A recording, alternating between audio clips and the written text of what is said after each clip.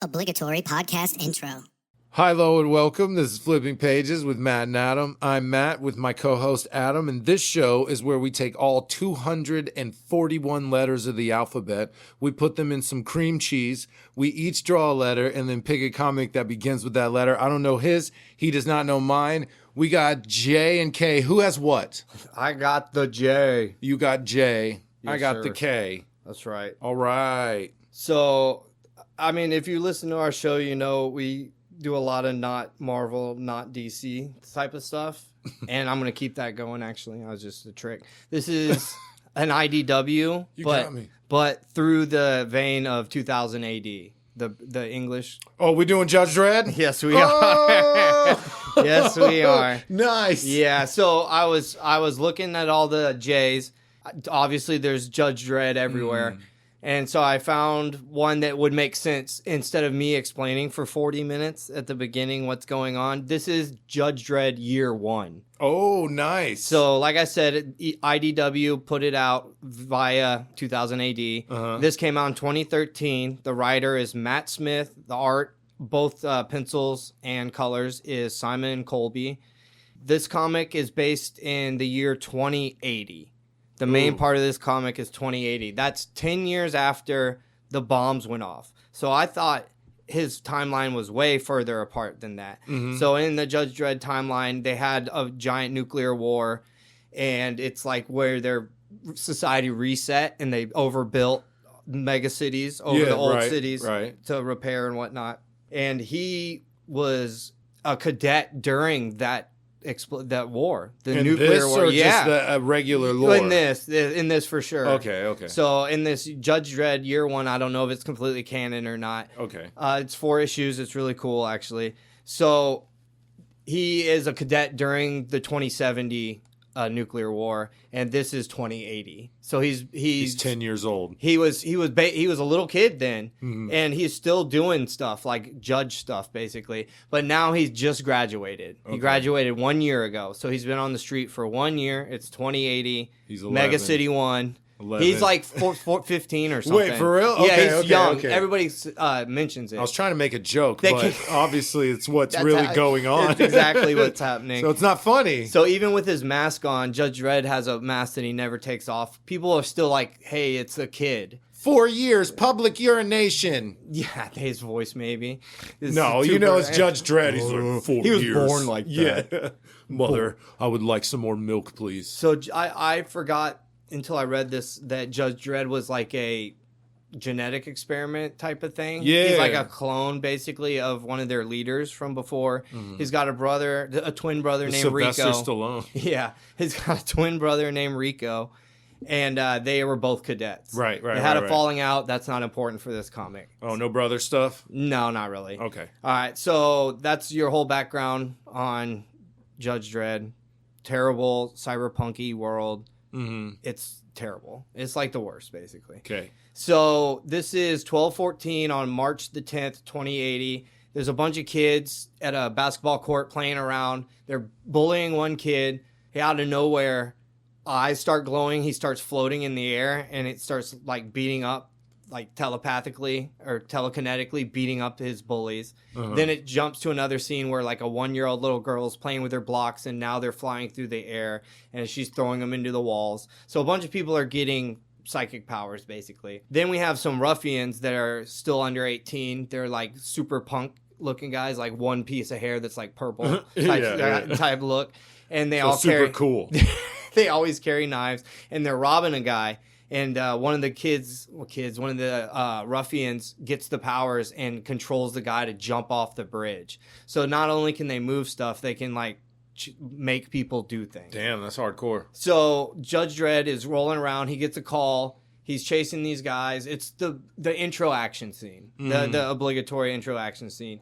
He's chasing these guys down. He shoots their flying motorcycle. Super cool. His, it does not. He has wheels, by the way. They fall over. One of them's like dead. The other one runs away and takes a hostage. The guy has his wife and kids standing right there. And his son's screaming, "No, let my dad go. Let my dad go. No." And he's like, "Shut up or I'll shoot you too." Something like that. And the ruffian gets lifted into the air and pulled apart limb by limb like a bug would probably Right. be happening. And you can see the kid's eyes. It's the kid? Yeah, it's the kid's eyes. They're going all shit. crazy. He falls into a million pieces, but Dredd saw this. Yeah. So Dredd's and then like... he shoots the dad anyway. Dude, I'm about to get into it. I'm about to get into the just rawness of Judge Dredd. He does not mess around. Yeah. He's not known in the to movies mess and around. stuff. Even the good movie, they like tone him down a lot. He's way more fucked up and sadistic in the comics. Oh, see, I like the I like the portrayal in the good version. It was way better. He was like fair but strong. Yeah. Like he told that guy, "Hey, leave." He did. And then he comes back. He's like, "Hey, man, I told you. Yeah. You got to go." Yeah. And then shit popped off. But I like that. Yeah. And he was raw. And someone mentioned it that was just like another day to him. Right. Yeah. Like the lockdown was not special at all. He was just like, all right. Once a month that shit happens. Yeah. What are we doing? All right. So Dredd goes to his boss and he's like, hey, man, I just saw some telepathic shit going on. What's going on? And then Reardon is like not the head judge, but he's like a deputy judge, head judge. You know, he's up high. Mm-hmm. And he's in charge of the Psi division that's brand new. They haven't really been utilizing the psychics like they do in the later Dredd stuff. Right. It's a new thing. Yeah, new thing here in 2080. So he explains, hey, man, there a bunch of people happened. It happened everywhere. There was not everywhere, in one localized area, like 20 blocks, which there is a big fucking area. Right. There was like 23 kids or 30 kids, something like that. It was all kids? Yes, all under the age of 18, but all the way up to the age of 18. Okay. So like all the way from that little 1-year-old girl to those ruffians later that got pulled apart like a bug. Got it. So he brings in the little boy. They do a psi reading on him, and Reardon's psychic or whatever, and he does a reading, and he goes, all right, so there's some sort of static in his brain. It's like a lure. It's like offering or bringing the kids. It wants to come here, wants to go. He's like, not sure. He knows there's some sort of entity that's trying to break through like the universal veil, basically. Oh, it's really cool. It gets into like weird sci-fi fantasy shit immediately. And Dredd is like, no, that's not a thing. That's not real, blah, blah. And he goes, dude, it is. You've seen it. Like, what are you talking about? He goes, it wasn't in the books. I didn't read it. And he literally says some shit like that. He's like, if I can't see it, then it's not real. If it wasn't in the training books, it's not real. And if I do see it, I'm going to shoot the hell out of it. That's what I'll do. So he's like, dude, no, it's real. Like, we have a whole division. We do it all the time. You need to get on board. This city is going to offer you more than the books had to tell you. Just like float a cup and like, look, anything. It's real. Look, he knows this isn't a magic trick. He's seen it. It's been around. You watch that kid kill that other person. Yeah. He knows, like, unequivocally that it's real. And he's still like, no. He's just stubborn. They portray him so stubborn as a kid. So this is like, you see the growth of him over time. So he's even more like, stick up the butt here than he is normally. He's like Scully? Molly. What is it? Scully, yeah. Yes, exactly. Scolder and Molly. That's them. Mulder and Scully. Yeah. Which one's the lady? Scully? Yes. Yeah. It's like Scully. Yes, exactly. I'll cut all that. I'll just say, hold on, here we go. It's like Scully. Okay, so he's talking to Reardon. Reardon's like, explaining all this sci-fi stuff, and he goes, hey, we need to keep you on this case. He goes, dude, I'm not down with that. Like, you find somebody, y'all are Psi division. Use one of your guys. And he's like, no, it started with you. And he's like, all right, fine. So he leaves, and then like 10 minutes later, two like 12-year-old kids break into the bank with their powers and start robbing the bank. Dredd's there. He's like, hey, stop. And they're like, no, screw you, Jay. They call him Jays. And he goes, screw you, Jay. I got power. He literally says some dumb shit like that. He's like, watch this or whatever. And he like throws Judge Dredd like across the alley. And he's using this sweet ass telekinetic powers. And then so Dredd is like, okay. And he starts shooting them. They're like 12 years old. He shoots the one who didn't even do anything. Oh, yeah. He shot the one who was standing there. Take this guy out first. Told the other kid not to shoot, or not to mess with the judge. He kills that one first, and then he's about to shoot the other one. He shoots a bunch of shots, and he stops it. The kid stops it in the air, shoots it back at the judge. You're like, holy shit! This is like, he just shot that little kid. I wasn't expecting it. Rubber bullets. He through his chest. The kid's chest exploded. He died immediately. No, he doesn't die immediately because he talks here in a second.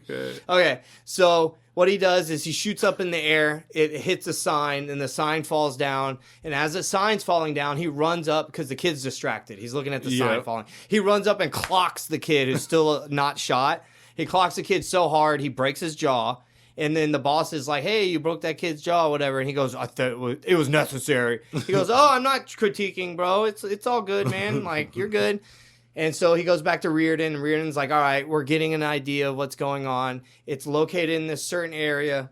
We know the area it's coming from. We scanned. We used all our psychics to scan the waves. And now we've kind of got an idea of where it is. Mm-hmm. It is based in this building that's a orphanage, a boys' orphanage.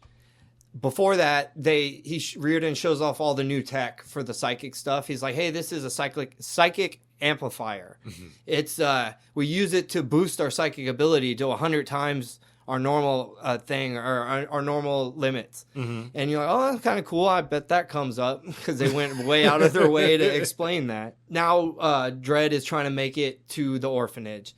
He's like on the way there, and some riots pop off. Mm. Some kids are rioting. They have powers, so it seems to drive them crazy. So whenever they're done using their powers, they don't remember doing the messed up stuff. I was curious about that, and I was curious if they were the ones actually in control until you said they were robbing a bank. So I assume, so they don't remember. It's like their inner id or monkey man, or maybe they're being pushed by a demon or something. They're acting way out of their normal habits and whatnot.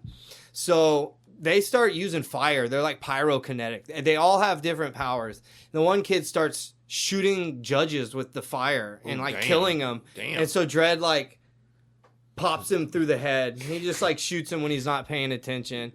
And you get to see some of the judges that got shot with the fire, like on the ground, getting like choked out by kids that are on fire while they're on fire. Yeah, that's crazy. It's really cool. And then Dredd like gets a clear shot, and he shoots like all the kids basically. He shoots the whole front row of them, all the pyro kids basically up front. And so he gets some backup judges. They start fighting more. There's like a bunch of waves of them. Waves of children? Yeah. So they're just shooting a bunch. And then he's like, we're outnumbered. We can't win this. They bring in foam. So foam gets rained in from the sky, and it solidifies and it holds them in place. Yeah. And that's their riot control, which is really cool. That is actually neat. Yeah. Neato. It's semi-realistic. They have something very similar already. You like drop it out of a helicopter. Yeah. All over just a crowd of people. It works. I guess if you don't get entombed and can't breathe, other than that, it's cool. Oh, yeah, you couldn't breathe. They would have to do it like foot length, right? Like, I don't know how you would make that safely, dude. Yeah, no, you just die. So now they finished their flight to the building, the orphanage. They get to the orphanage, and everybody's depowered. Nothing's happening. So they're like, they can't come in. They don't need to come in guns blazing. They walk in, and there's one robot that's in charge of the whole place. And so they're searching for the source of this energy, this force that's controlling these kids and forcing them to get psychic powers and hurt people, basically. Yeah. So they walk in through the building.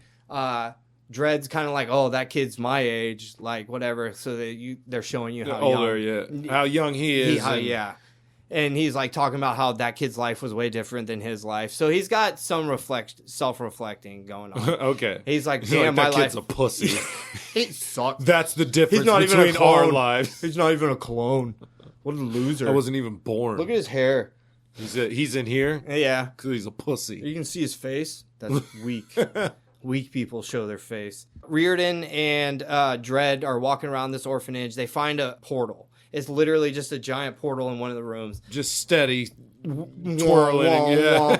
And they're like, Reardon's like, oh, that's where the evil's coming from, whatever. It's a portal to another universe or something. And Dredd goes, okay, and walks through it. I was like, that's kind of cool. Yeah, like, this dude don't give a shit. No, he's wild. So he's actually in mental contact with Reardon. He goes through the portal. He's on the other side, and Reardon's like, what's going on? What do you see? And he goes, well, it's Mega City 1, but destroyed. Just it's decimated. Ooh. But it's not from bombs.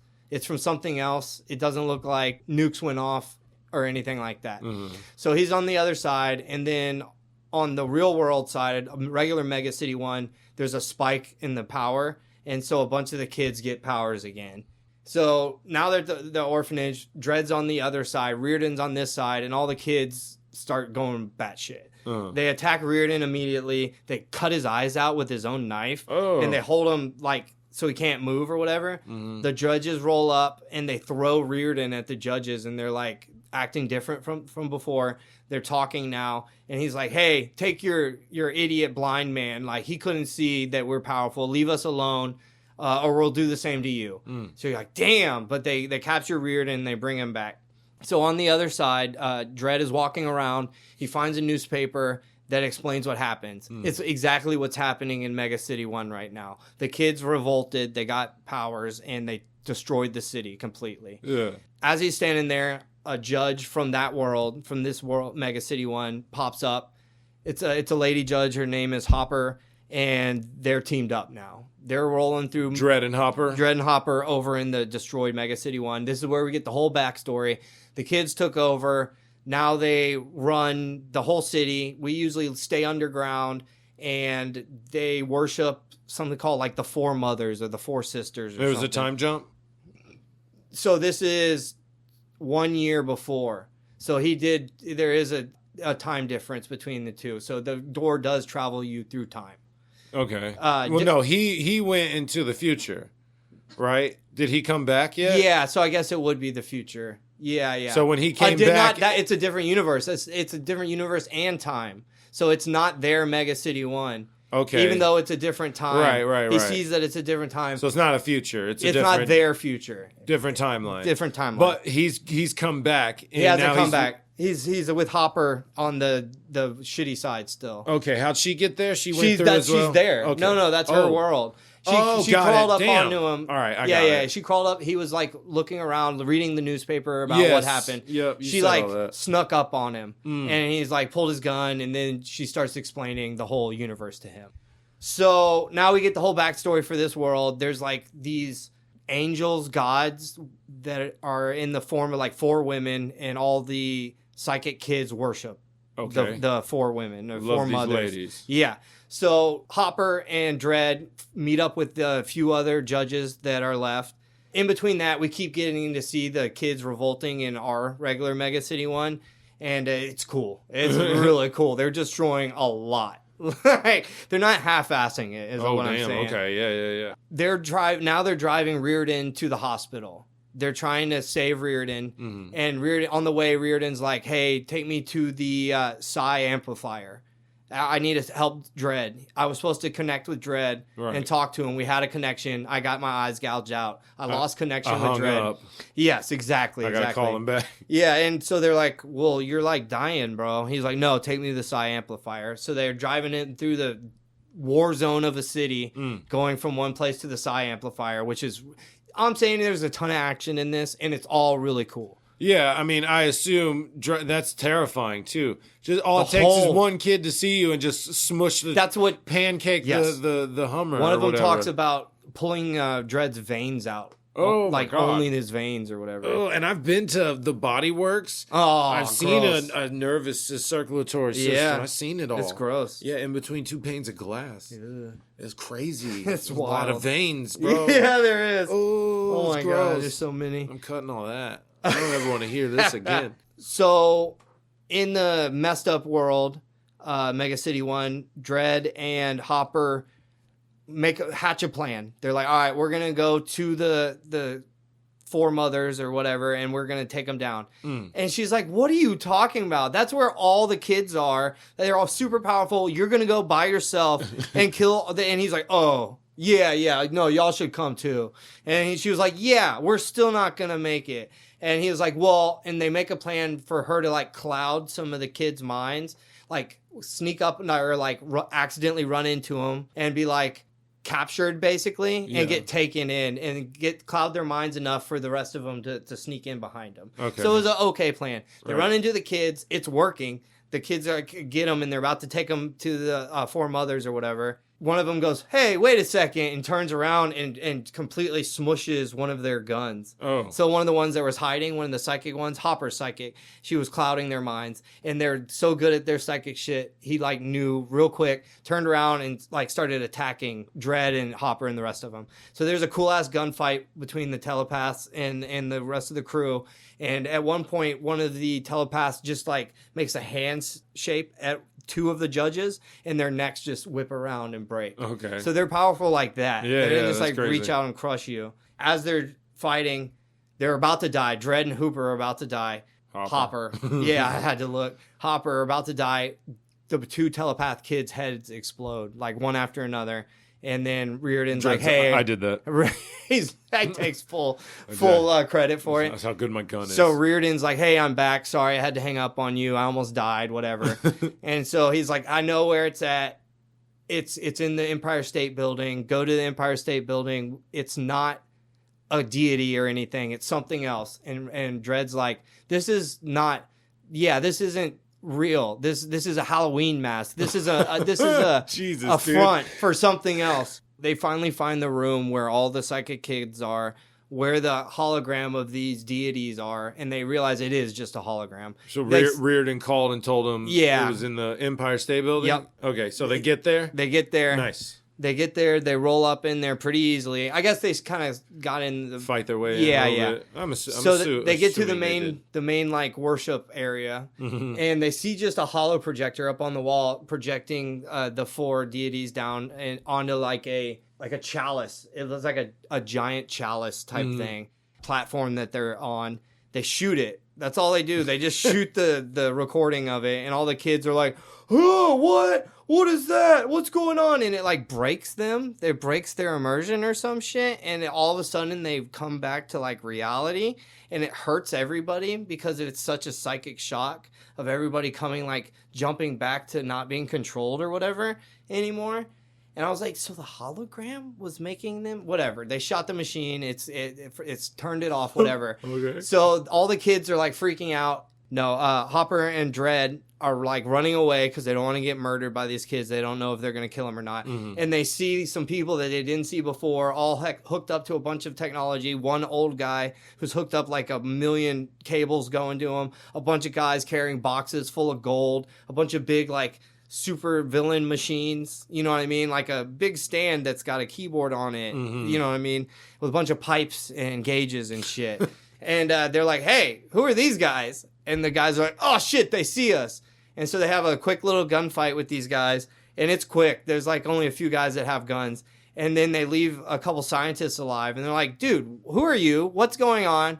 And they're like, "We can't tell you." And he goes, "I'll just kill you right now." Like, Dredd saying yeah, this? Dredd's like, "I'll just kill you right now if you don't tell me." And they just drop the whole lore. They're like, "Okay, there's no deities. There's a guy named Ashbury who found the technology to go between universes, and he goes between the universes, and he brings a psychic person, and he makes riots and discourse in the city to mask my giant robbery." And you're like, "Wait, what?" So he just goes and he destroys an entire Mega City 1 like timeline type of thing to rob banks. That's it? That's the whole point of this entire interdimensional story. What? This dude, Ashbury, is interdimensionally robbing It's not places. even necessarily the same money if it's dimensional. It's gold and shit. Okay, but Bro, that's What? that's what's going on. He's got all these people. He's got a psychic guy that he's torturing, hooked up, that's causing all the kids to go psycho. He goes to that universe or whatever. He opens the doors. He goes in. He sets off his psychic guy. It messes with all the people around. It destroys the city. And as that's happening or after or whatever, they go in and they rob everything they can. And then they go back to the original timeline, which is 2102. So he's in the future. yeah. He's in the 20 years in the future Is it from us. nice and lavish and you need You a don't- lot of money? You don't What- see anything about it. So since they said him by name, I guarantee you he comes up in the actual Probably, regular right. comics. He has to. So if it's different dimensions, though, that's not necessarily like one dimension might not have gold. You're right. You know what or I mean? not there, Like or you're whatever. that's saying Judge But Dredd, he's doing time jobs too, so it's like time jobs too. So it's like time jump. He's going 20 years in the past, but like to another dimension. multiple dimensions. I don't know, bro. So that's not even necessarily. It could be a dimension where we have snakes as arms and legs. Right, I have no idea. This is multiverse stuff. I just thought it was crazy. He did this shit to rob banks. That or is whatever. wild. Yeah. Wild. Yeah, it kind of reminded me of Looper or whatever, almost. Going back in time to make the money for the future and shit. Yeah, yeah. It's just, it was Bruce Willis and Jason Gordon-Levitt. Is that one? Yeah. Okay. So this comic, the art is amazing. Everybody's faces are really good and expressive. Yeah, very simple. Turn it. Very simple. Oh, okay. But expressive enough. Yeah. And Dredd's just scowling the entire time, of course. And so he finds out. He's jacked. He like stops. He stops those guys in that dimension, and he tells Hopper goodbye. Doesn't offer to bring him to his universe. He's like, you got to take care of this place. Leaves her in the hellhole and goes back, and he teleports into like a kid's party, and he's standing on toys, and he's very dour man. And he doesn't say sorry. He doesn't say sorry at all. And so he goes back to Chief Judge. Chief Judge tells him that Reardon burned himself out. He died using all his powers to communicate and like pop heads across the timelines or whatever. And now he looks like a mummy. He's like shriveled up and dead. And so he sacrificed himself to help Dredd. And he probably won't come back as a bad guy. The mummy man. Yeah. 20 years in the future or whatever. Well, like Judge Death. Come back as the... That's what Judge Death looks like. It's like a skeleton. True. Very much like that, actually. Yeah, dude. Maybe it's Reiner. What's his name? Raynar? Reardon. Reardon. Yep. Yeah, Reardon. Maybe it's Reardon. So this whole comic read really fast. It was very entertaining. I love the art, and then it ended like that, and I was just like, "Damn, dude, what? He just Robin? What?" And then I was kind of mad for a little bit, to be honest. My comic is called Kraken. Kraken. Right? It was written by Shannon Eric Denton, illustrated by David Hartman, lettered and designed by Kristen Fitzner Denton. Yeah. Aw. This came out in 2025. It's Tide Comics. It's the same last name as the writer. Oh, okay. Could be a husband, wife, brother, sister. No. That never happened. Father, daughter. No, it still never happened. Maybe. No, husband, wife, like every time. Probably, yeah. Probably. Okay, so this starts in 1931 on an uncharted atoll in the Coral Sea. Right? Okay, cool. There's a big-ass ship and a big-ass plane parked next to a mountain. And you see a straight-up adventurer. He's got a cool coat. He's running with this woman named Jen. This guy's name is Kraken. He is Captain Kraken. Cool. They're getting chased by pirates. You think they're like zombies, and then he hits one in the face with his sword, and then the mask breaks. So it's like, really? Just regular ass pirates, right? So he making quips with the lady. You find out they're together. She's like, "Shut up and kiss me." Yeah. So he arranges for her to get with her crew on the ship and get out of there. He's like, "I'll hold the pirates off." He's talking shit. Oh, Baron Black scrapes the bottom of the barrel to get you fucks out here. Like, you guys are ugly and he's witty. He's a witty guy. So he ends up getting chased by all these pirates. He jumps off a cliff into some water and swims up to his plane. It's a funny part where he talks shit. He's like, "Yeah, what you gonna do now? Scared of a little swim?" And like every pirate jumps in. Yeah. And he, says to himself, like, "I got to stop doing that." So he takes off on his plane. He sees Baron Black. Now, Baron Black looks like original Batman with the floppy ears. Oh, really? Except it's all black cape, all black suit, black mask, which is like kind of like a evil rabbit. It has a sew line in it, and he has red eyes and big, like, kind of floppy ears. Okay. I think he looks cool. I like it. And he kind of has like a Dracula cape on. Oh, no, it looks cooler than I thought it did. Oh, you didn't think it looked cool? No, not in my head. I thought it was very cool. It is, actually. So he calls his friend Lewis. Now, Lewis is his second in command, first mate. This dude rolls with them, makes a joke about his wife being mad at him already, and they blah, blah, blah. So you see Baron Black, bunny face. Yeah. He says some weird words and some weird language, and the sky turns pink, and you see a portal open up. Captain Kraken has flown his plane into the portal. Oh, damn. And disappears. Baron Black walks away, and he says, find another sacrifice for the Sea Witch if you value your existence. So we cut to 3 years later, and roughly 1,800 miles away, there's a Navy ship, pink sky. Out of the portal comes like big tentacles. Oh, shit. Just everywhere. And these guys are freaking out. It's, 1834 now? Oh, damn. These guys don't know what portals and tentacle arms are. So yeah, we don't know what portals and tentacle arms are. So they're freaking out. And then this plane flies out of the portal. And the plane turns around, ends up shooting all the tentacles. It goes back in, and the sky goes back to normal. They're all cheering, and he kind of waves them off, right? So we are outside Tonga on the smuggler's island known as Isle de Calvareres.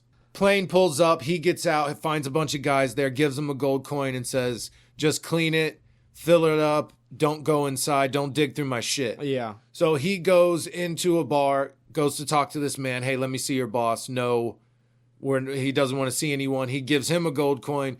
The guy goes in there. Hey, this dude's chunking around gold. Yeah, okay, bring him in. So he sees him, and he's like, oh, Kraken, I thought you were dead. It says, who says I didn't? He's quipping to him. You owe me money. Kraken says, no, way I remember it, you owe me, and I'm here to collect. And then he turns the lights off and just kicks the shit out of all of them, right? Cool. So he comes out of the room and says, I'm here to leave a message for Baron Black. All of you are going to deliver it for me. They're hesitant, and they start fighting. He kicks the shit out of like 12, 15 dudes and tells them, whatever port you all scurry off to, tell this story. Tell Baron Black, I saw the monsters that are in the other world, basically, and I don't want them here, and I'm going to stop it. So, yeah, go ahead. Let him know that. Damn. Monsters are real, and I plan to kill them all. Same for Baron Black and anyone who works for him. Tell him that the Kraken is back. Nice. Sets the bar on fire, goes into his plane. Bunch of dead bodies in his plane because those dudes immediately went in, started digging through his shit. They opened a treasure box, and they're all just skeletons now. That's sick. He closes the box, takes off on his plane. We are in Shanghai 1 month later. We see Lewis. He's gambling with a Navy guy. Navy guy loses all his money gambling with Lewis. He gives him a couple bucks. The ladies see it. He gets swarmed and tells them, like, you always got a plan for a rainy day, especially if you're on shore leave. Don't beat yourself up. I remember when I was dumb. So he's a cool dude. Now he walks out. Now there's a submarine with a swastika on it. This is 1934. So dude must have just got kicked out of art school or whatever and started drawing. It's early on. It's real early. So he walks past what we know later, learned that he is a Baron, Baron something, and Baron regular face. Okay. So we got Baron bunny face, Baron regular face. Gotcha. So Lewis bumps into him, and he calls him a lowlife, and he's like, no offense, man, but maybe watch out where the fuck you're walking. They end up trying to fight him. Lewis kicks the shit out of him, throws him off the dock into the water. Damn. Baron regular faces boys attack, and he just does the same to them. And he's like, looks like I'm teaching all types of lessons tonight. Yeah. Just kicking ass. It's cool. That's cool. He goes up to his ship, gives some gold to a bunch of kids. Hey, did anyone try and go on board? They say no. And he goes, oh, I can always trust y'all. He walks up and sees Captain Kraken there. Super excited. Oh, man, we thought you died. We were mourning you. Where you been? So I went to a real fucked up world. They call it the Witch's Triangle. That's what they end up calling it later. He doesn't know what to call it. Gotcha. He said, basically, I had to learn to be stealthy and super violent. I picked up a lot of supernatural items along the way. Basically, that once belonged to other people that have been stranded in this hell. Each horror presenting their own unique challenge. If I survived long enough, it began to take its toll on me. So he's not the guy that left. He actually looks different. So he comments, man, why didn't you call Jen? Let's get your girl here. And he pulls his bandana down because now he's wearing goggles and he has a bandana covering his nose. And he just opens the bandana and you just see Lewis' face go, yeah, that's going to take some getting used to. So he's obviously changed physically, right? Okay. So tells him, listen, I need the ship. And he's like, yeah, dude, I've been running rum, but if you're going somewhere, let's roll. Yeah. Kraken has a lead on Baron Black, so they roll out plane and ship. So we're in the Witch's Triangle. We see Baron Wolfface. Mm-hmm. His name's Baron Fang, but you see Baron Wolfface pull up, and he has a bunch of children with him.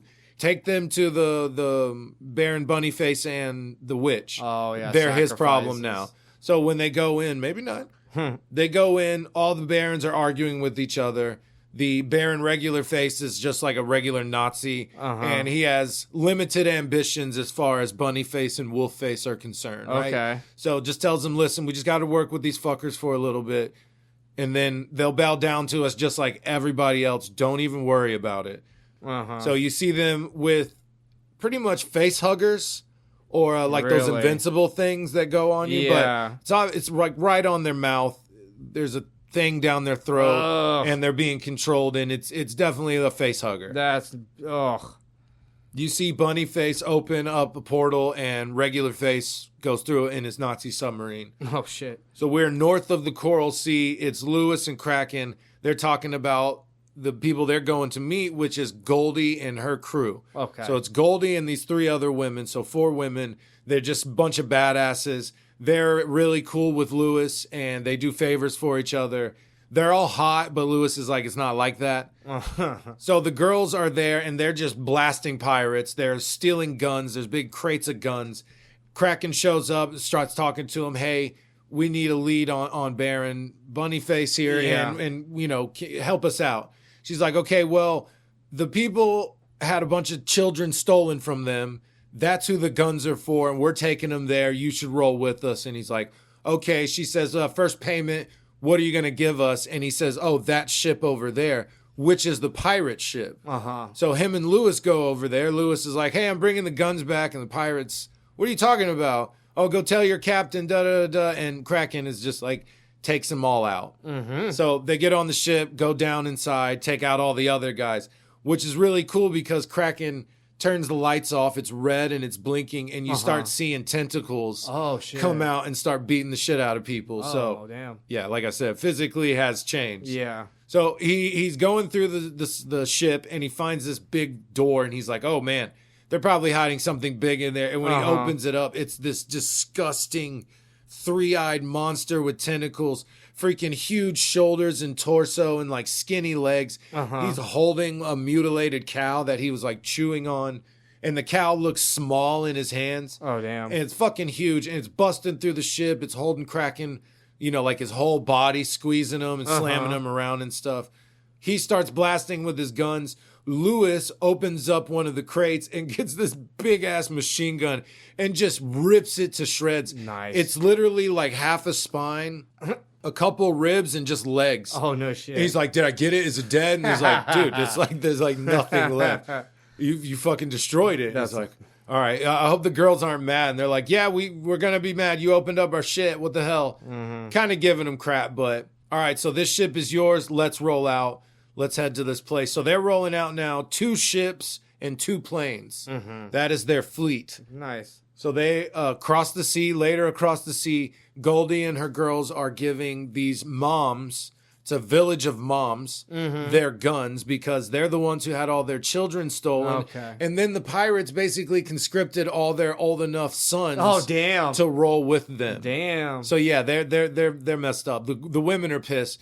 Kraken's there like, okay, tell me about that day the children got stolen. Oh, well, basically, someone showed up, spoke a bunch of gibberish, and then disappeared with all our kids. Yeah. After a lengthy, like, discussion about it, she goes, yeah, I know the word. It's brockamola. And he goes, okay, that's all I needed to know. Do you know how to open the sky? No, I don't, but I have someone who does. He runs to his plane and he opens that treasure chest. He pulls out a map, which is a map of all the places he knows the portals will open up in the future. Okay. He goes to the treasure chest and he pulls out a severed head, and it's Captain Javon's. And this guy speaks really crazy, super hardcore pirate speech. Okay. And he's just an undead head, basically. So he goes, this guy knows the words, he knows how to use them. So he runs back to the town, and all the pirates are there. the pirates and the sons they have conscripted. Right. And they say, okay, well, it's a whole thing. Seems we have tracked back the guns we stole to the folks who done stole them from us, only to find the folks whose guns they were supposed to be in the first place. Uh-huh. Meaning these guns have gone through all three parties now, the moms, Right. Goldie, and the pirates. So we know some of you boys are from this village, so no pillaging or anything. Uh-huh. The moms look to their sons and say, they stole Elijah. And one of the big guys like, Elijah? And it says, yeah, they stole Jenny and Alvarez. What? So these two boys just start beating the shit out of all the pirates. Nice. And the moms are like, stop hanging with that bunch and you need to come back home. Uh-huh. So they're all down. They pull out the Captain Javon's head and he says Brock Mola opens up the sky. So they're all rolling out. Huge posse. Let's go. Okay. We're going to go find the kids, kill Bunnyface, and fucking hopefully destroy this place. That's cool. They roll up. It's cool. Two guards are sitting there. They're talking shit about all the barons only tell us about who we can't eat. We didn't know they had another delivery. They don't tell us anything. Sky opens up and you see a plane fly through, starts blasting at the Nazi submarine, killing all the monsters on top. Now, they're all humanoid, but they do have big gnashing teeth and big fucked up mouths. Monsters of some sort. Yes, they are monstrous, for sure. And if you spend time there, you become monstrous. So these were probably just regular Nazis to begin with. He's flying around in his plane, Kraken is shooting at them on the submarine. He sees they drop these green vials and they explode. So let's make a note of that. Yeah. The other two planes and the other two ships, they come in and now everyone's blasting. The monsters are jumping off the submarine onto their ship. The moms are there with their guns and Lewis and Goldie. They're all shooting these monsters, just kicking ass all around. Cool as shit. Yeah. All right, take Captain Javon's. He'll help you with the kids. I got my own thing to do. So Goldie, Lewis, and all the moms, they head off. Kraken's like, I'm going for Bunnyface. The witch tells him, don't even worry about it. Like, this is nothing, not even an issue, okay? I got this, Bunnyface. Don't even worry. Uh-huh. He rolls up. Lewis and his pirates, they roll in. They find all the kids with the face huggers. And then it shows Kraken roll up to Bunnyface's castle. He just starts shooting everyone. Now, Bunnyface opens the door and he has two like big monsters with him, like his boys. His personal guard. Pretty much, and tells them go after him. So Yeah. Kraken's fighting them. It cuts back to the kids. The moms bust in. The Lewis and the pirates are like, what do we do? The moms just go, stop thinking, and start ripping out the face huggers. Uh-huh. Then Captain Javon's like, step aside. He does like some weird pirate magic and snaps the kids out of it. And then the rest of them just kind of fall out. There's a shit ton of kids. It was going to take them a long time to individually pull them out. yank them. Yeah. Kraken is there fighting the two henchmen monsters. Bunnyface is saying, my patience is reaching in with you. I'm going to kill you and I'm going to destroy that world. It's going to be awesome, okay?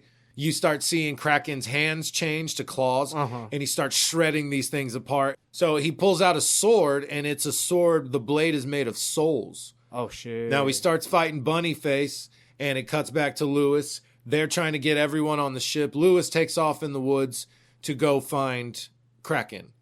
He runs into Baron Regular Face. Okay. And it's Lewis, the guy he punched, and Lewis punched him and threw him in the water earlier. So he's like, it's you. And Lewis kicks the crap out of him again. Nice. Breaks his glasses so he can't see anything. And then, like the welcome to the jam meme, this dude hears a noise and goes, what is that? And then a giant crab busts through the trees and just chomps him and kills Claws him up. Yes, it's hilarious, Let me see. man. Look at this crab. Oh, yeah. That's big. It's a big ass crab. Damn, his pincer's like the size of the guy. Dude, he could lay inside of his pincers. Like, Oh, yeah, that's huge. So yeah, kills the shit out of him. Back to Bunnyface and Kraken fighting.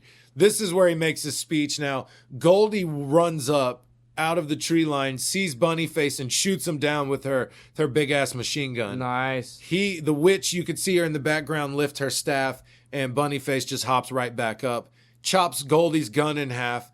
Lewis runs out into the woods, sees Bunnyface, and just shoots him in the head again. Kraken talks to the witch, telling her, listen, I know you're controlling all this, and I can tell you're struggling. There's a volcano going off back there, and you haven't stopped it, and you're trying to keep your little guy here coming back to life over and over again. So I know you're struggling. Let's see how much you can handle at once. And this is where he says, I might have turned monstrous, but I never forgot I was a man. And he turns into like what absolute Doc Ock would look like. Where it's just right. Huge fat face, gnashing teeth, tentacles. It looks sick. 6 or 8 arms coming out of him like Doc Ock, and they all have teeth and razor blade claws. And they're like the tongues of dead air. What are they called? The tremors. Yes. Okay. I thought you were. Yeah. So they look like the tongues of tremors monsters. Like, not the full tremors, like slug, but their mouth, the extra tongues that come out. That's what they look like. Mm-hmm. Big teeth inside. It's like a penguin's mouth. So the witch brings Bunnyface back to life. And now that he's in this monster form, he breaks his sword. He rips his sword hand off, grabs his head and rips him to pieces. You see ribs and blood and guts and snot and ass everywhere. Nice. The witch does her magic, tries to stop him, and he grabs one of the green bottles, pours it on her, and then lights a match, talking shit, and sets her on fire. And then he runs away. Forrest catches. They're all on their boats and their planes like, come on, Kraken, hurry up. Okay. He globs onto the side of the ship, crawls up. They see him, he passes out, and they go through, right? Now, the kids are all back with their moms. The pirate kids that were conscripted are back with their families. Goldie is taken off, tells Lewis, hey, I got some friends. They're coming by to see you and Kraken tonight, so be ready for them. We're rolling off. Take it easy. We'll see you around. They fuck off in their planes and ships, or they're in 2 planes now, so they take off. We have Lewis's ship. Now, you see someone come up and say, we're meeting someone, and a mother with a gun just points to the bar. Kraken and Lewis are in there, and these people walk up, and they go, oh, you're not what we expected. They said, who did you expect? Kraken says, her, and Jen walks up, his girl. Right. She walks up, and she's like, making jokes. No, you're not going to call your girl? What the hell? You're not going to call your wife? Yeah. What the fuck? Obviously doesn't care about his big monster mouth. Or maybe she doesn't know yet, but says, hey, check it out. We'll talk about this later. Let me introduce you to the team. We got to save the world. So we have the Sea Wolf, who is like a beanie, looks like a standard fisherman, but he has big, like, tusk coming out. Okay. You see Dominate, which is Jen. You see the Dark Diver, who's wearing a full-body diver suit. You can't see his face. Cool. You have Kraken, who is the captain of all this.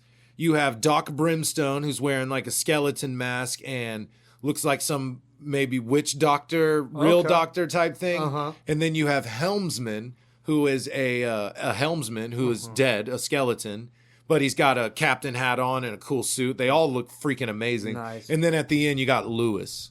So check out the little group shot here. Oh, yeah, that's a good one. So it's Kraken's commandos, and they go out into the world. They're trying to save the world. You're seeing the soul sword. You're seeing the same monsters from the witch's triangle. You see the witch who's got her whole half of her body all burnt up. Yeah. Watching them on a flame, being like, oh, yeah, enjoy it. The end is coming, right? Basically. Okay. Bunch of monsters around her. And that's the end. Okay. So it is just a trade paperback. Yeah. Nothing before. I don't think Kraken... what is it? What did I say? Kraken's Commandos. There you go. I want this to come out. I want Kraken's Commandos. This team looks freaking awesome. Yeah, that would be cool. This is a straight up 1930s pulp action hero. Yeah. Adventurer. There is no doubt. I mean, just having the plane alone is like... Yes, standard. Yeah. The only thing that's different, well, probably not. The other world, that's do right it. up the alley. I read an article that talked about they meant to do it. The art style is exactly that. Yeah. It looks like pulp action hero comics. The writing, the story, everything about it, it was great. You didn't need to like go into a huge comic to get anything out of this. It's pretty short. I would say 3 issues if we broke it down into singles. And this was just super cool, man. I enjoyed every bit of it.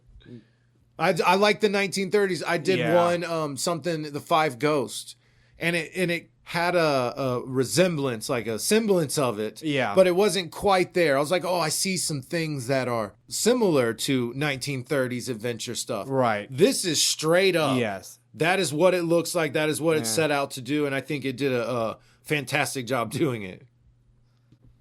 Captain.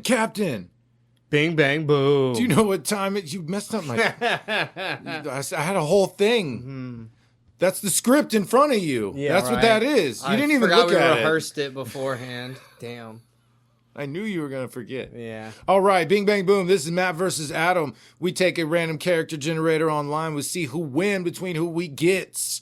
We're doing DC today. I got Cyborg, Superman. So Superman, and he just looks cooler. Yeah, exactly. He just looks cooler. Yeah. Who'd you get? I got Bernadeth. Who? Bernadeth. She is one of the Furies, and she is a new god, and she's kind of cool. Does she roll with Granny Goodness? No, it doesn't seem to, actually. She rolls with, what are they called? The what did I say, Valkyries? Furies? Furies. Yeah. Yeah, so she rolls with a crew of Furies. It's a bunch of chicks that work for Darkseid. All right, well let's just get this over with. I got let's see here. I got a lot. I don't want to read all this, but cybernetic enhancements, electronic consciousness, technomorphing, mind control, biofission. Yeah. Kryptonian cyborg physiology, solar energy absorption, superhuman strength, speed, invulnerability, superhuman stamina, flight, super hearing, heat vision, super breath, metamorphosis, regeneration, technopathy. Yeah. Self-sustenance, and yeah, that's it. So not as much as I thought. It goes into all his equipment that he has, which is like lantern rings, maybe like built into him or something. Yeah, he's sick, dude. DC's dumb like that, Yeah. but maybe he had them. Dude, when he came out, I was in love, bro. I was like, this is the best. This is the best Superman. I like Superboy too, though. Yeah, I bought those. Maybe comics. That's who you brought up.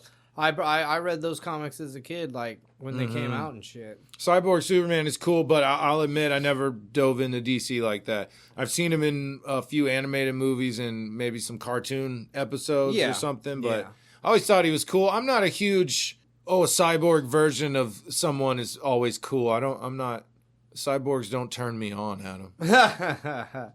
I love the way Cyborg Superman looks. He looks sick, and in the comic, he was cool enough. And then Superboy was sick as hell. Dude. Loved it. We're talking about that boy. Do your powers, dude. Superhuman strength, superhuman durability, and superhuman speed. That's it. Yeah, pretty much. But I carry this Farron knife, which is kind of cool. Like I could stab you, and it'll like burn you from the inside. Oh, damn! It's cool. That's cool. Yeah, like I said, I'm a new god, so I'm not just some lady, but I'm not Cyborg Superman. No. There's a breakdown here of like durability, speed, special abilities. It mentions your Farron knife, but yeah, it's pretty much Cyborg Superman's destroying her. Yeah. No issue about it. All right, yeah, I'll take that. I feel like I could not be exploded into a million pieces by your punch. Is like my level. You know what I mean? I won't be exploded by one flick from you. I'm durable enough where you could punch me and I'd fly across the planet or whatever and not die. Yeah, you might take a few hits. That's right. That's what I. mean, it's superhuman. Exactly. And she's kind of cool. She's got stuff. Woo! Force that enthusiasm. She's got stuff. Dude. She's got stuff, bro. Right. All right, that's 49-46. No. All right, we are on. Yeah. 49-46. 3 ahead. That's it. No. How's it feel, bitch? We are on. Nope, I got to do the thing. We are on Instagram and TikTok at Flipping Pages 24. We're on Facebook at Flipping Pages with Matt and Adam. New episodes release every Thursday on all platforms and YouTube. New episodes of The Dollar Bin release on all platforms and YouTube. Best way to support us is follow, rate, review on your platform of choice. Follow, like, subscribe on the socials and YouTube. If you've done that, we appreciate it. If you're just listening, we also appreciate that very much. That is the episode. Y'all have a good one. Bye.